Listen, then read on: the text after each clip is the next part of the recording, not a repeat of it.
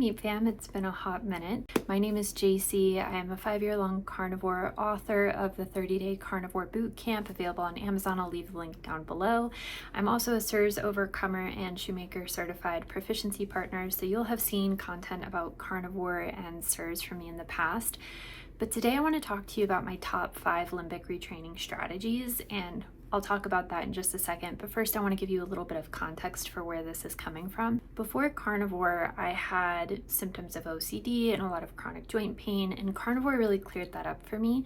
Then I was exposed to mold. It triggered an autoimmune disease. I found out about CERS and started to do that protocol, and I felt a lot better from where I was, when I was first diagnosed with the autoimmune disease 6 months into CERS treatment. Was feeling a lot better, but then I would encounter these moments of stress, and it made me realize how much our emotional and mental state can really affect our healing journey, because what I found was that I was working myself up into a state where I would still feel symptoms. So the kind of final piece of my healing journey thus far has been incorporating these limbic retraining practices. So what is limbic retraining? Limbic retraining is the process of rewiring your neural pathways, especially for people who have chronic illness or experience chronic symptoms. You can get so used to being in an unwell state that it's almost like Pavlov's dogs, where he trained dogs when he rang a bell, he would feed them so that eventually he could ring the bell and they would salivate without feeding them. They just associated the bell with the food. And when you are chronically ill, eventually what happens is you just associate bells or inappropriate triggers with salivating or having symptoms. And so it's kind of like, I grew up on a dirt road. It's kind of like a dirt road after it rains, and the first time you drive across it, the road is really malleable.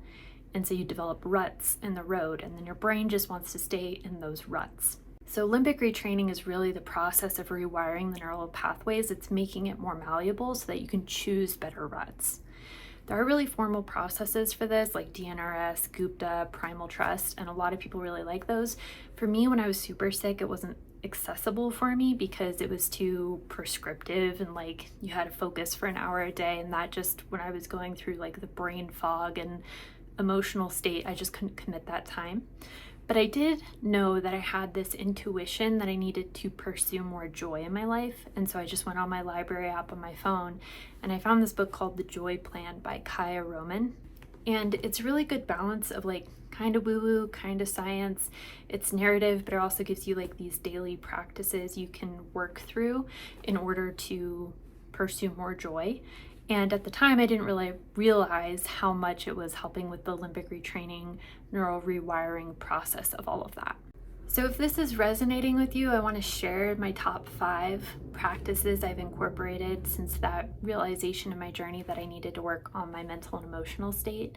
But I did want to give the disclaimer, if this isn't resonating with you, that's totally fine. I think that there is a point in your healing journey where you become well enough physically that you can start incorporating the emotional and mental practices, and then those emotional and mental practices, or it's kind of a feedback loop, will improve your physical state.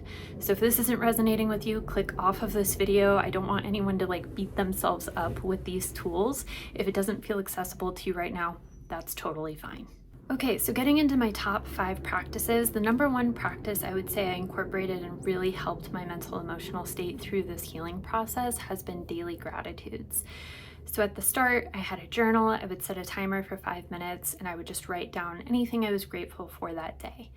And a really interesting thing that has happened over time with this practice is that the breadth of my gratitudes has not increased. I don't necessarily have more things in my life to be grateful for, but the depth of my gratitude has become a lot deeper. And so on the first day, I might have written, I'm really grateful for my morning cup of coffee. And that's a great thing to be grateful for. But now at this point, I would say something more like, I am so grateful for this morning ritual that I have taking care of myself, where I get to spend time with this cup of coffee and my thoughts and my gratitudes. And it's just literally the things that I have already in my life have just become a lot deeper.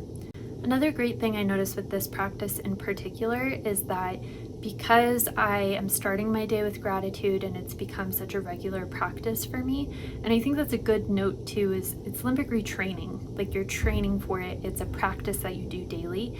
And the goal is never perfection. The goal is just showing up every day to practice. But what I've noticed over time is that when I am in a tumultuous state, when something disturbs my peace, it's a lot easier for me to go back to a place of gratitude, or even have gratitude for that tumultuous situation that I'm in. The next thing that was a really powerful lever for me is talking back to my negative self-talk. So Kaya Roman in the book talks about quantifying the sentences you say to yourself in your head that are negative. And I really liked that practice because it just helped me kind of identify when I was speaking poorly to myself or about myself. But I took that one step further. I started talking back to that negative self-talk. So one thing I would very often just say to myself was that I am lazy. And anyone who knows me would be like, that's insane. You're like one of the most productive people on the planet. But I would beat myself up whenever I was spending time relaxing or enjoying myself rather than producing. And so I would constantly have this voice in my head telling me, I am lazy, I am lazy, I am lazy. And I think it's helpful to think of that voice as a helpful thing that has helped you in the past. Maybe it's something you heard a lot from your parents and they were trying to motivate you. And it is your internal system trying to protect you. It's trying to motivate me in a direction that I want to go. So I just kind of tell that voice, you know what? Thank you for trying to help, but I've got this right now. I'm actually not lazy. I'm spending some time resting and recuperating so that I can be more productive later. And just taking the time to really, one, recognize you're having that negative self-talk, but two, to kind of counter that negative self-talk. And I think some people might call this like affirmations. It's really helpful not only in stopping you from continuously having those negative self-talk, but kind of rewriting your story. And again, when we're talking about moving those ruts in the road, we're literally saying, here are the I am lazy ruts, and we're actually going to move over to this rest and recuperation is important so that I can be productive rut. Maybe the positive one isn't so much a rut. I should figure out a different analogy for that. So the third practice that I incorporated was writing myself letters. I am somebody who, one, appreciates criticism because I do recognize that it allows me to have an outside perspective on how I could be doing better, but also somebody who really takes criticism harshly. And so anytime someone would write me a comment online, or if someone in my life would give me feedback that I didn't perceive as necessarily positive, I would write myself the letter I would have wanted to receive from them instead. So a good example of this is a couple of years ago, my dad wrote me a 5-page letter, written front and back of everything I've done wrong the past few years.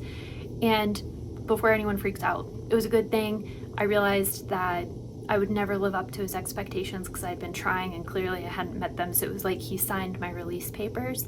But what I did was I took some time to write a letter I wish I had heard from him instead, which was like, I see how much you're struggling right now. You're so brave.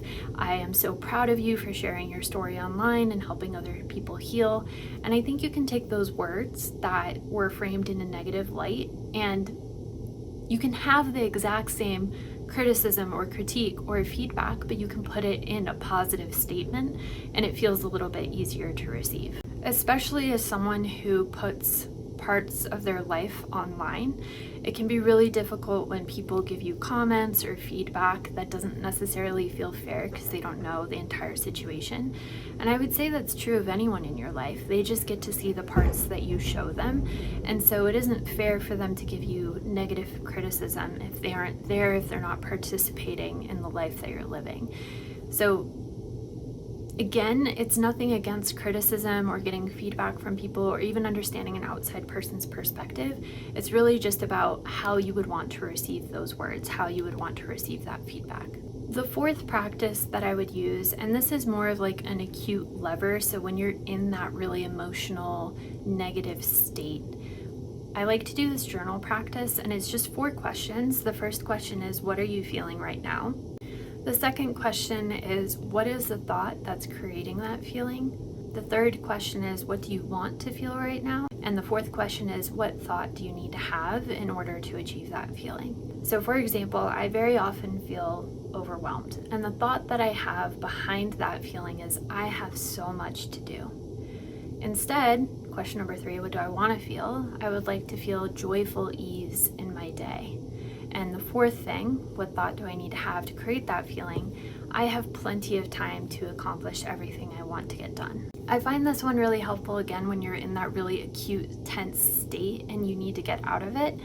This is more of what I consider like an emergency lever. When I am feeling like crap and I just need to get out of it, I am just trying to give my brain better thoughts to have. Our brains love questions, and so if you can give yourself better questions, you can give yourself better thoughts. And then number 5, and this is something that I've more recently started incorporating, is figuring out how to add more joy and comfort to your life. I think I spent a lot of time thinking, oh, I just need the bare necessities. If I want more than that, or I think I need more than that, then I am burdensome, or I want too much, or I expect too much, or I am entitled in my life. And so this might not resonate with everyone if you don't have a very lack mindset like I did. But I literally took a look at my life and I thought of like, okay, how can I improve my daily experience of my life? When you think of your life, you might think of like the highlight reels, right? Like graduations, weddings, stuff like that. But really your life is the accumulation of the tiny little moments of every day. So how can you make those tiny little moments better? For example, my comforter was pilling and I was having sensory issues at night, feeling the pills against my skin, especially if I had just shaved and I could like feel it on my legs. And so I bought myself a duvet cover. It could be something as simple as that. It could also be something as easy as, you know what, I am tired of rushing through my lunch period. I'm gonna give myself a half hour to sit down, eat my food, and not look at a screen. But just figuring out how you can add a little more joy or a little more comfort to your everyday experience is gonna make your life better as a whole. Because again, our lives are really the accumulation of those little tiny moments. Well, I hope you enjoyed this video. I hope that some of these strategies resonate with you. I hope if you incorporate them, if you want to share a comment about how it has impacted your daily experience, I would love to hear. If you have other limbic retraining practices that you like to do, I'd like to hear about those too. Again, I'll leave my book link in my description box, so if you're interested in starting carnivore and you're not quite sure where to start, it's a really great resource. It's all about getting started on carnivore, considerations if you do have chronic illness or SIRS, and then also offboarding if you don't want to do carnivore long term. Anyways, I hope you enjoyed today's video and I'll see you all in the next one. Okay, bye.